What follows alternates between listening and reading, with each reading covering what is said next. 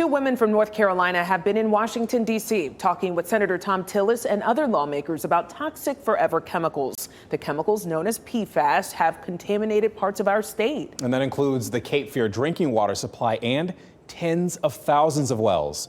WRAL climate change reporter Liz McLaughlin reports on recent loopholes that advocates say could help polluters avoid regulation.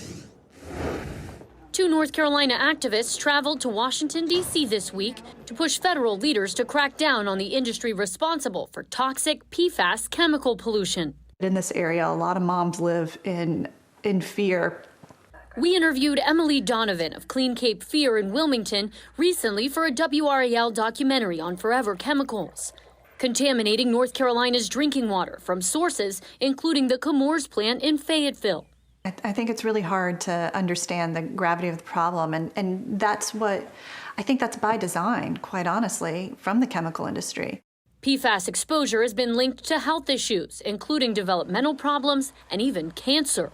I think what we need to see is we need to see a stronger response from our state leaders to say we will protect you, the residents. Ahead of the D.C. trip, Donovan and Katie Bryant, co-founder of Clean Haw River in Pittsboro, collected nearly 1,300 signatures from North Carolinians in a letter asking Senator Thom Tillis to push for stronger federal protections against PFAS. They oppose new draft legislation that would exclude thousands of chemicals from the definition of PFAS, a move that could allow industrial polluters to avoid regulation. There has been a very cozy relationship for decades with the chemical industry and regulators, and that needs to stop. Last year, the chemical industry spent a record $67 million on lobbying, including more than $2.5 million from DuPont and Chemours alone, according to data from the Senate Office of Public Records.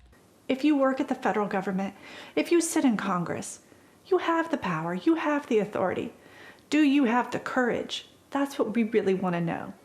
After the meeting, Senator Tillis' staff said in a statement, in part, that Tillis has secured hundreds of millions of dollars for the state to address contamination and clean water infrastructure.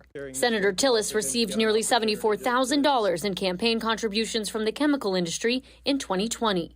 Liz McLaughlin, WRAL News. And you can actually learn more about PFAS and their effect on our state in our documentary. It's called Forever Chemicals, North Carolina's Toxic Tap Water. You actually saw some of the images in that video there. You can find that documentary on WRAL.com under the documentary tab.